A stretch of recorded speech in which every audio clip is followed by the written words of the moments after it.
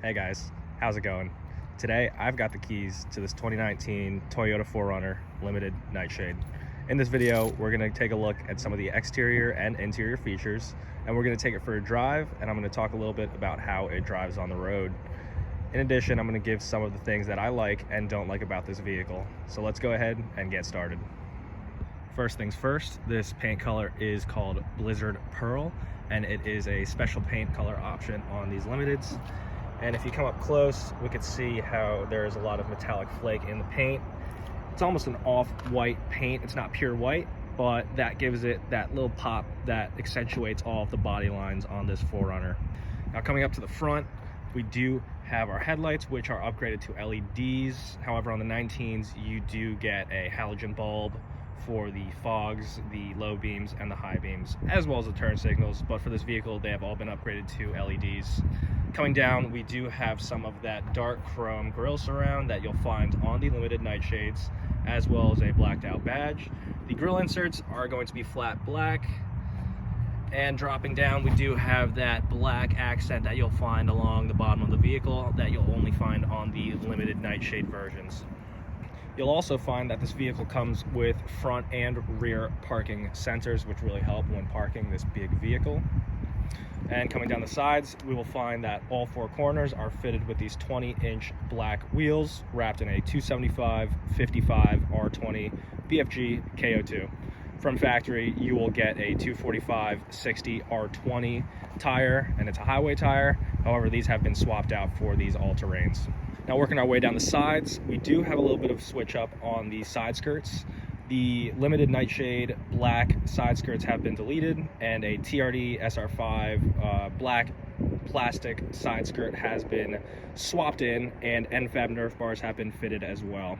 Now, working our way up, we do have black mirror caps and black door handles, only found on the Limited Nightshade package. And I think that this Blizzard Pearl is a great example for this Limited Nightshade because you can actually see that contrast between that black and white compared to some of the other colors you can get in this Limited Nightshade. Now we also have black roof rails up top and black end caps. And we do have a blacked out Limited badge on the side. Now working our way towards the back, we can see some more of that black accent that we found on the front end, and we can find some more of that dark chrome that we saw up front as well. The 4Runner badge on the back is blacked out, as well as the housing that it is mounted to. And for the taillights, these of course are not stock. These are the Alpha Rex Pro Series taillights that are finished in jet black, which I think ties in with this Nightshade far better than the chrome stock taillights that came with the vehicle. And as you can see, we do have our parking sensors back here and our tow hitch. This vehicle is rated to tow up to 5,000 pounds. Now we can go ahead and take a look at the interior and see what the interior has to offer. Hopping in, the first thing you'll notice is that we have black leather on the interior, and we have a black leather wrapped steering wheel. Coming down the door panels, we do have all of our window controls up top, and we have power and all automatic windows. We also have our door handles and our power memory seat settings. Coming down the sides, we do have soft touch leather material wherever the contact points are going to be with your elbow. And moving down, we do have some of that hard plastic, but we do have some good storage and a spot for 2 water bottles. Along the driver's seat, you will find your power seat settings. And if we hop in, we can take a look at our gauge cluster. Our tach and our speedo is analog, but we do have a small digital gauge in the center that can display various things such as your speed and your fuel economy, your current fuel economy, your cruising range, and your elapsed time. And this is all controlled by the display button found on the steering wheel right here. And on the steering wheel side of things, we do have our telephone controls as well as our voice control. And working our way to the left, we have our multimedia controls and our volume controls. Working our way down to the left, we can find our exterior side mirror controls, as well as a dimming dial for our gauge cluster lights. We can find our parking sensor button And down below, we can find our windshield de-icer as well as our switch to operate the AC outlet found in the trunk. Coming down the right, we have our engine stop-start button. And we have this fairly small infotainment display. This was the last model year to house this kind of display. Unfortunately, it does not have Apple CarPlay, but the 2020 models started to integrate that into their vehicles. However, this does have Bluetooth and navigation, so it has the things that you'll need. When we drop down, you can find our climate controls are all hard buttons, and they are big buttons and knobs, so it's really easy to find what you're looking for. And if we drop down, we could see our heated and cooled seat controls. Making our way down, you can see we have our controls for the locking diff, as well as the high and low gear controls. We've got 2 cup holders in this center console, as well as a small little storage pocket for various little small items. We have our gear shifter, and right here we have our operation switch for the sliding rear glass. And here we find some blank buttons, but that's just where the heated seat controls will be on some other trim models that don't have ventilated seats. Another thing to note is that this vehicle does have the JBL sound system, which does sound quite good and a lot better than some of the other sound systems you can find on some lower trim 4Runner models. Now making our way to the back seats, we can see some of the storage and room that's offered back here. Again, you'll find that black leather that we found up front. On the door panels, you will find your window switch as well as your door handle, and you'll have some space for 2 water bottles. We have that soft touch leather material that we found up front on the door panels, so it's nice to see that was extended back here as well for the passengers. Taking a look at the back seats sitting in here, you can see that the leg room is fantastic. I've got tons of room from my knee to the back of the driver's seat.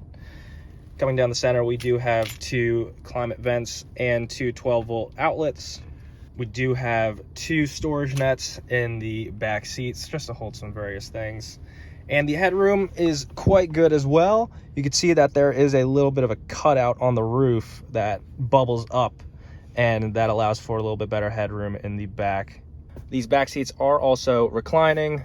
From that little latch right there, you can adjust how much your seat back is reclined. And we do have a center armrest if no one is sitting in the center seats, with 2 cup holders. All soft touch material except this black hard plastic, but right here where your elbow will rest is nice and soft. It's important to note that these back seats do fold down as well. All you have to do is grab this little tab, pull up the bottom, and then you can fold these headrests down like that. Press this little button that you find on the shoulder, and these will just slide right on down, offering you a little bit more storage in the trunk.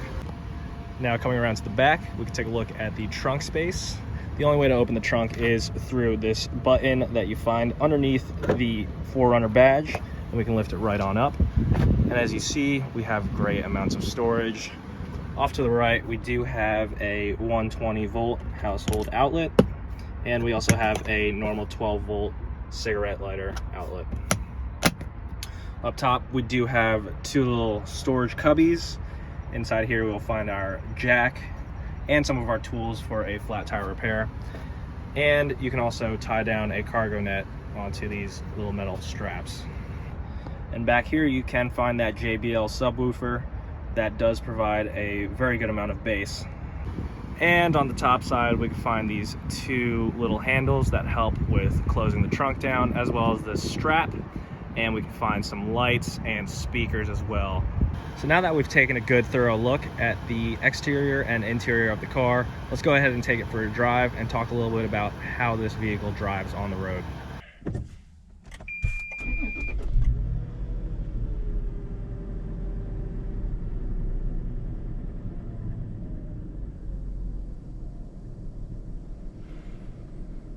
All right, so we will start this video off with a quick little turning radius test. So we will go ahead and throw it in drive, crank the wheel, full lock, and then we'll go ahead and see what it can do. Not too bad. Not too bad for a body-on-frame SUV. Of course, you're not gonna make any super tight U-turns, but does the job when you need to. we'll go ahead and get out of this parking lot and we'll talk a little bit more about how this car drives. Now, coming out of the parking lot, let's talk a little bit about the power that this vehicle makes. So this vehicle does have a 4-liter V6 that makes 270 horsepower and 278 pound-feet of torque. Now, I know that may not seem like a lot for today's standards, but after all, this vehicle is not made to be fast, and it can still tow 5,000 pounds, which is pretty good for a V6. I've towed a 12-foot U-Haul trailer with this before, and it did fairly well. I did a lot of highway driving, some uphill driving, and it did the job. And there were really no scenarios where I was too worried that it couldn't do it. All right, so one of the first things you'll notice in this Limited is that it has a little bit of a stiffer suspension compared to an SR5 or a TRD Off-Road or a TRD Pro. And that's because this system has the X-Reyes suspension system, which is the cross relative absorption system. And essentially the driver's side front is connected to the passenger side rear shock, and the passenger side front is connected to the driver's side rear shock. And the fluid is transferred between these two systems. You can see underneath the vehicle how they're connected, but essentially it stiffens up the suspension that needs to be stiffer. So for example, when you're making a left-hand turn, the right side will stiffen up a little bit more just so you get a little bit less body roll. Now, even with these 275 55 R20 BFG KO2 tires, you can see it on the road, they're actually not that noisy. They did a really good job at designing these tires, and we'll take a look when we get on the highway. There's not a lot of road noise, a lot of wind noise, of course, because this thing is pretty much a moving house. But in terms of the tire noise, you don't really get a lot in the cabin, which is great.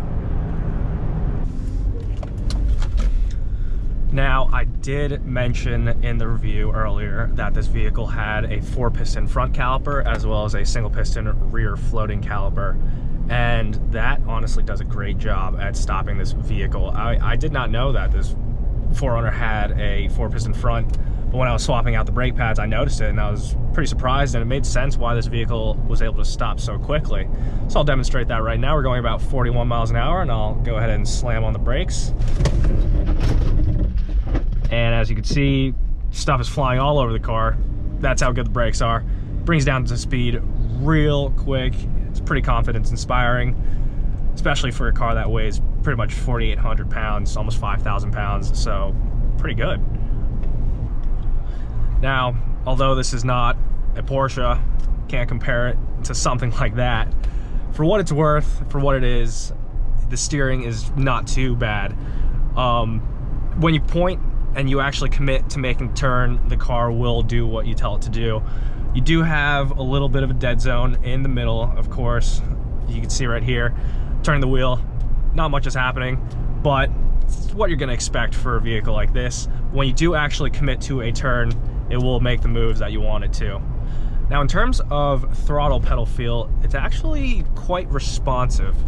I thought it would be a lot more bogged down and you would have to press the throttle a lot more to get any sort of quick response out of it, but it's actually a lot more responsive than you would think, especially because it's only making about 270 horsepower, 278 pound-feet of torque. And we'll go ahead and make this sharp corner here, and we can see the handling is not all too bad. Now, in this Limited, you do get a lot of small creature comforts that do make a pretty big difference when driving day to day. You do get these leather seats, which I personally like leather seats. They're easy to clean compared to cloth or Alcantara seats. You also get dual zone climate controls, automatic, and you get cooled and heated seats, which actually help quite a bit. It gets pretty hot in the summertime, and the cooled seats do make a big difference. Now, when we're going on these back roads, it's not going to drive like a Miata, of course, but it handles its own, and it's honestly not too bad. It's not going to scare you because of that X-Reyes suspension system. It actually keeps you pretty planted, and there's not a ton of body roll compared to the SR5s and the TRD off-roads, which is pretty cool. This suspension is street tuned, so it's not going to be the best when you're off-roading. The best thing is that these cars are so modular, and you can upgrade the suspension to whatever you want. Now, the 2019 was the last generation before they made some small tweaks. They did add the Toyota Safety Sense system, so you get all your sensors up front. You can get adaptive cruise control, and you also got a bigger infotainment screen that had Apple CarPlay, and you get a slightly upgraded gauge cluster that has a little bit more information and a little bit of a bigger digital screen. So now I'll get a quick little 0 to 60 test just to show the acceleration of this vehicle. So a little brake boost.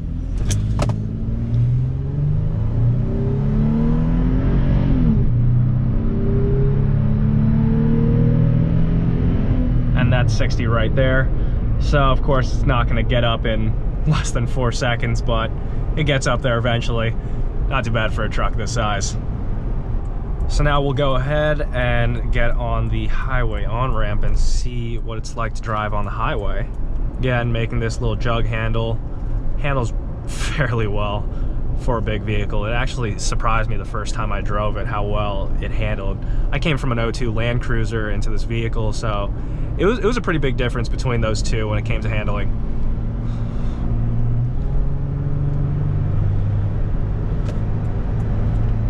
I'm not even full throttle right now, maybe about 50%, but merging onto the highway is not a problem. We can see I'm already up to highway speeds. So now that we're up to highway cruising speeds, you can tell that there's not a lot of road noise coming from the tires, which is pretty surprising because I do have these BFG KO2 tires. The only real noise you do get coming to the interior is the wind noise because, like I said, this thing is pretty much a house that's trying to move through the wind. But other than that, overall pretty quiet inside the interior, and once you turn on the music, you really can't hear it, so it's not too bad. Now on the highway, they say you get about 20 miles per gallon, but because I upgraded the tires to a bigger size, you do get closer to about 19 and a half. Sometimes I could push 20, but it's not very often when that happens. And when you're around in the city, you do get about maybe 16, 17 miles per gallon. So when I'm combined, I do a lot of city driving day to day, but I do get about 17 and a half, maybe 18 miles per gallon. Now, it is important to mention that this car does have full-time four-wheel drive compared to some of the other trims like the SR5 and the off-road TRD Pros. They do have part-time, so you can manually select when you're in rear-wheel drive or all-wheel drive, which would be nice to have in this Limited, but it is also nice to just let the computer do its thing when you're just driving day-to-day. Again, this car is not made for extreme off-road scenarios like some of those other models. This is more of a street-focused car. So letting the computer do its thing is not too bad. Even in the winter time, I'm driving in the snow. I have not had any issues getting traction. I've driven this thing through 10, 15 inches of snow, and it did fantastic. I didn't even have to drop it into low gear. It just crawled through it. So it does do a good job at controlling when to split the torque to the front and to the rear. And coming off the highway, let's go ahead and talk about some of the things that I like and some of the things that I don't like about this 2019 Toyota 4Runner Limited Nightshade. So of course, one of the things that I love about this vehicle is that it's super reliable. They've been proven to last hundreds of thousands of miles. So I do have a little bit of reassurance when I'm just driving every day to day, or when I'm taking it on long trips that, you know, I'll be okay. I'll be able to make it back in one piece with this vehicle. So it does give a little bit of that reassurance. Another thing that I like about this vehicle is that it is very comfortable. Seats are super comfortable, and there's a lot of room in the interior. You have a lot of room in the trunk. You can even fold down the rear seats and fit even more stuff. Now, of course, this is a pretty big SUV to drive day to day. It doesn't get the greatest gas mileage, but if you do plan on driving it day to day, it's not too bad. You just have to shell out a little bit more on gas, but this does take 87 octane, so you don't have to shell out for premium gas. Another thing that I do like about this vehicle is that it handles surprisingly well, and the engine responds quite well as well. It doesn't have the most power, but it is very linear, and when you want the car to move, it does move quite well. I also just love how this vehicle looks. I think that the 5th gen 4Runners are going to be a timeless design. I think it's going to be one of those 4Runners down the road that people are going to desire for, especially because it seems like the 6th gen will be moving to that inline 4 hybrid setup that the Tacoma is getting. So it'll be interesting to see how people react to that and see if people want that naturally aspirated V6 that is found on these 4Runners. Now, some of the things that I don't like about this vehicle, of course, you don't get great gas mileage, but it is what it is. You pay to drive a vehicle like this. You know the implications with the gas mileage, so before you even buy it, you know it's not going to get the greatest gas mileage. That's just one of the prices you have to pay.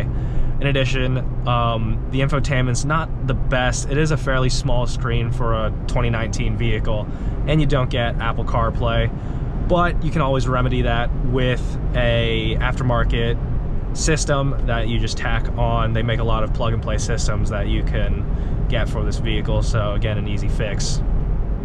And depending on your opinion, this could either be a pro or a con, but this car does not have the Toyota safety system that you'll find on the 2020 Plus models, so you won't get that front sensor that allows for pre-collision and adaptive cruise control, and you won't get blind spot monitoring. Some people may see this as a bad thing because this vehicle doesn't have it, but some people may see it as a good thing because you don't have to worry about those systems breaking when you go ahead and mod this vehicle. Let's say you wanted to add a full steel front bumper, and you need to figure out what you need to do with that safety system sensor in order to make it work and in order to make the car not throw any error codes. So some people may see it as a benefit in that regard. Overall thoughts, this vehicle drives very smoothly for a body-on-frame SUV, very dailyable, very livable. You have tons of space and you have great reliability from that bulletproof Toyota 4-liter V6 and that, of course, 5-speed transmission. Now, if you're thinking about getting one of these vehicles, I think it's a great option. I don't regret getting this vehicle at all. I love driving it every single day, and I do have plans to keep this vehicle for a very, very long time, and that's the great thing. You can keep these for a long time, and you won't have to worry about too many mechanical things going wrong. Thank you guys for watching. Make sure you subscribe because I have some more reviews coming out in the future. And if you have any questions or comments on this vehicle, leave them in the comment section below.